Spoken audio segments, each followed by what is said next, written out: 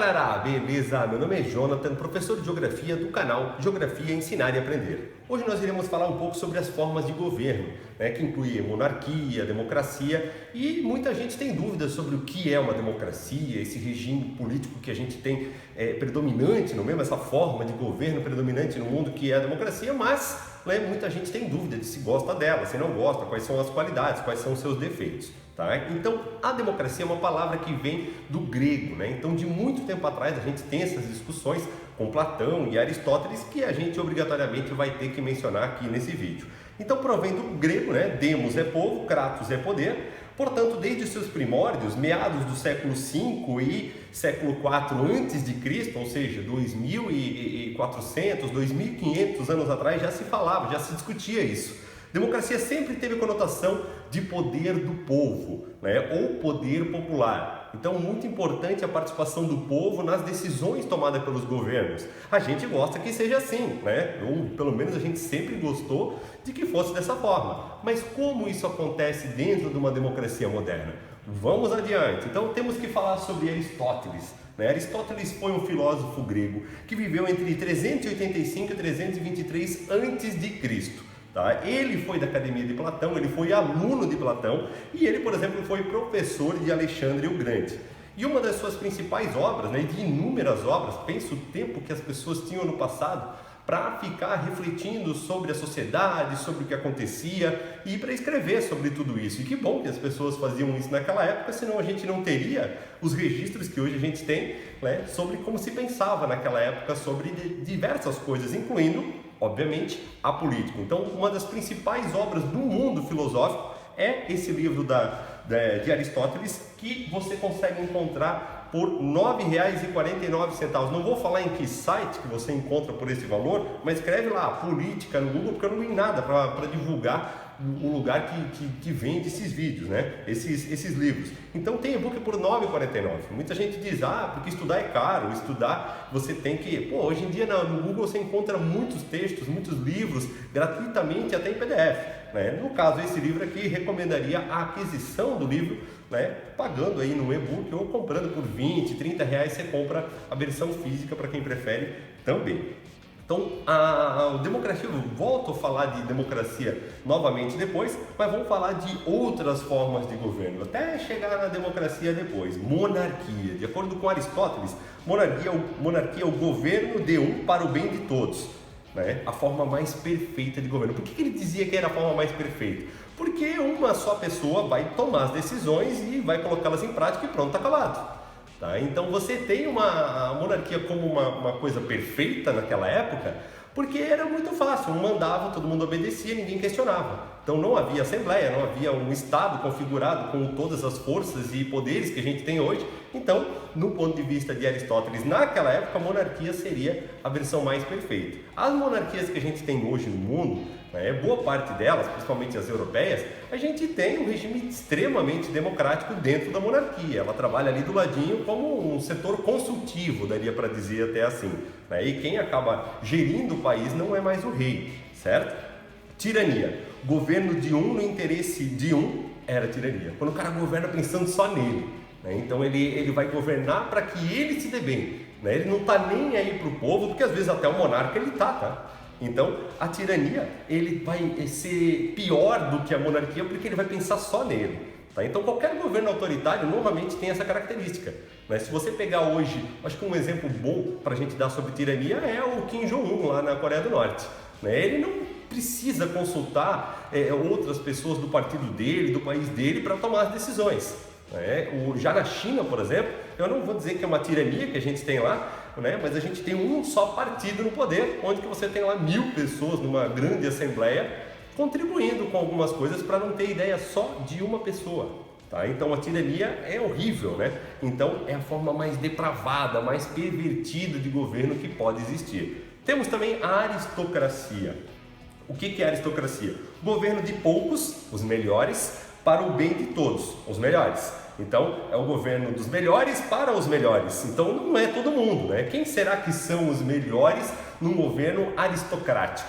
O que é aristocracia? É uma forma de organização baseada em privilégios de uma classe social formada por nobres, que detém por herança o monopólio do poder. Então aquela coisa de sobrenome, aquela coisa de se manter no poder, o teu avô fez alguma coisa e vai mantendo aquelas mesmas famílias sempre no poder, isso a gente pode chamar de aristocracia. Temos muitos vestígios de aristocracia dentro do nosso país? Sim, temos muitos vestígios de aristocracia. Famílias que vivem do ciclo do café, do ciclo do ouro, da política lá de antigamente ainda estão no poder? Sim, ainda temos muita aristocracia dentro da nossa democracia. Tá? Então hoje a gente vê um pouco de monarquia, um pouco de aristocracia dentro dos regimes democráticos que atualmente prevalecem no planeta. Oligarquia, o que é uma forma de governo, uma forma de pensar de forma oligárquica? O governo de poucos, no interesse de poucos, era a oligarquia. Pô, mas não é igual à aristocracia? É muito parecido. Né? Digamos que aqui na oligarquia você vai pegar aqueles nobres que já são ricos e poderosos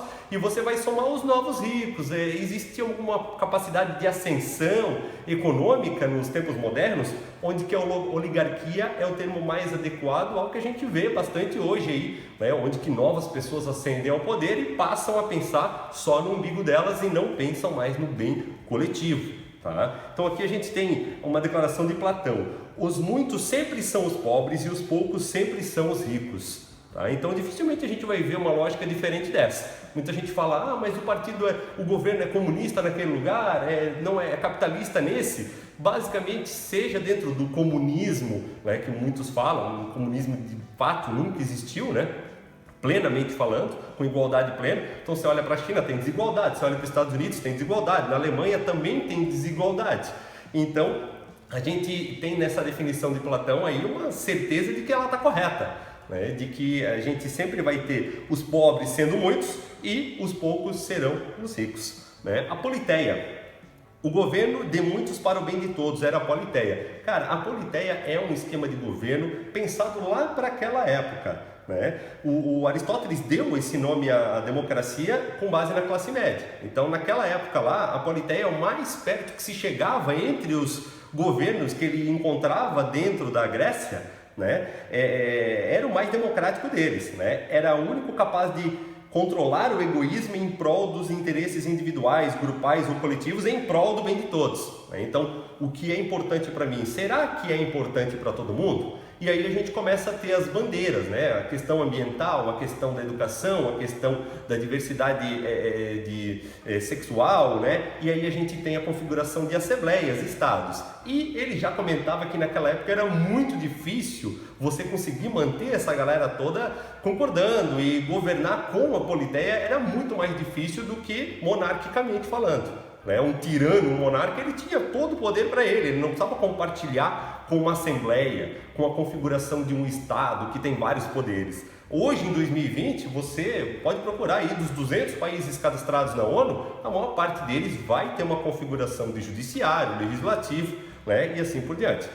Democracia. Então o conceito dele dentro do livro: governo de muitos no interesse de muitos, era democracia. E olha o que ele dizia, que na época tornava-se o regime da liberdade sem controles, do conflito aberto de interesses, da desordem e da instabilidade. Isso mesmo, né? É isso que a gente vê em grandes democracias hoje, né? Essa dificuldade de fazer todo mundo convergir para frente.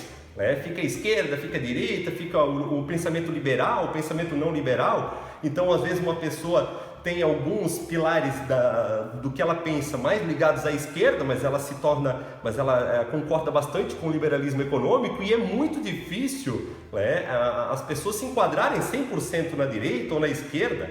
Né? Para algumas respostas a gente daria respostas mais conservadoras e para outras a gente daria respostas mais liberais.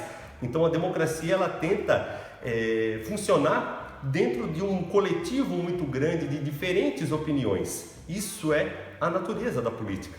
Né? A política tem essa natureza do diálogo, tipo, eu vou ceder nesse assunto, mas no outro assunto lá você me ajuda a aprovar aquilo daquela forma ali, ou de uma forma que a gente dialoga e conversa. Eu não consigo imaginar viver num lugar onde que não haja democracia, onde que não haja diálogo político. Tá? E a gente elege pessoas para fazer parte disso. Então vamos lá.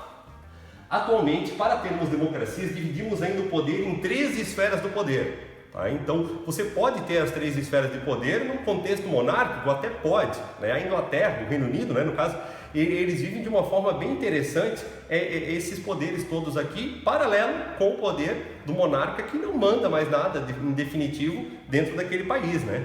Então a gente elege no legislativo bandeiras, a gente elege pessoas para representar as nossas opiniões, que vão num coletivo. No caso do Brasil, a Câmara dos Deputados tem 513 deputados, onde que eles podem representar o ambientalista, eles podem representar o cara de direito, o cara que defende a posse de arma, pode tudo lá dentro, né? Na democracia legislativa, lá dentro do Congresso Nacional, pode falar o que você quiser. Agora, aprovar, você vai depender de uma maioria. Essa é a sacada da democracia, né? Ter a maioria naquele assunto. Se não tem a maioria, infelizmente, fica para outro momento.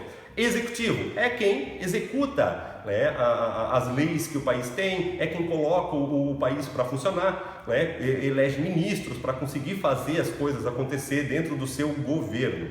Tá? Mas ele não é um poder autônomo, isolado e sozinho, né, que não precisa dialogar com os outros poderes. Esse é o legal da democracia, esse é o difícil da democracia. Por isso que Aristóteles falava, era muito difícil fazer a democracia funcionar plenamente. Mas não existe uma forma melhor de governar do que a democrática. Tá? Melhor no sentido para as pessoas se sentirem minimamente representadas.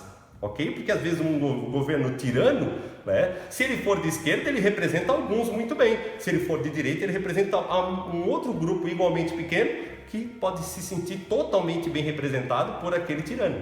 Tá? Então temos que cuidar, né? Os extremos se tornam muito parecidos quando a gente tem a tirania, quando a gente tem a quebra da democracia, certo? E o judiciário é quem vai entender, ler, né, o que o legislativo vota, para ver o que pode e o que não pode fazer de acordo com a Constituição. Então você precisa entender que a Constituição é um conjunto de leis que é elaborado de uma forma bastante ampla, né, com um plenário bastante grande, bastante recheado de opiniões e entidades que vão colocar ali os limites da democracia com relação a quem deve ser preso, por quanto tempo deve ser preso, quantos anos de estudo a gente tem na educação básica. É ali que vai estar os pilares de tudo, tá, gente? Não vai ter toda a legislação da educação e o Código Penal dentro da Constituição, mas alguns pilares essenciais os países costumam chamar de Constituição. Tá? E esses três poderes precisam andar juntos para que a gente tenha a democracia funcionando. Tá? E daí tem gente que entende que quando faz tal coisa o poder legislativo tá agindo fora do que pode, e esse entendimento, cada um, você que está aí, você pode entender da melhor forma que para você fica bom. Tá? Como assim? O que eu quero dizer com isso? Tem gente que acha que o presidente foi quem eu elegi, então talvez eu queria que o executivo fosse mais poderoso. Não, o presidente nesse momento não é quem eu elegi. Então eu concordo mais com o legislativo nesse momento. É normal. Esse tipo de pensamento que você tem agora aí sobre o presidente, ou sobre o legislativo, sobre o judiciário, ele é extremamente verdadeiro, né? Você deve ter esse pensamento de ora concordar mais, ora concordar menos. O que a gente não pode concordar é com derrubar nenhum desses três poderes. Tá? Se todos eles andarem dentro dos limites que a lei permite, constitucionais que a lei permite deles, a gente deve manter do jeito que está. Hoje a aula era sobre isso, é um assunto um pouco diferente do que a gente costuma trabalhar aqui. Espero que você tenha gostado. Não esqueça de se inscrever no canal caso você não esteja inscrito ainda, e curta esse vídeo caso você realmente tenha gostado. Obrigado pela atenção, valeu!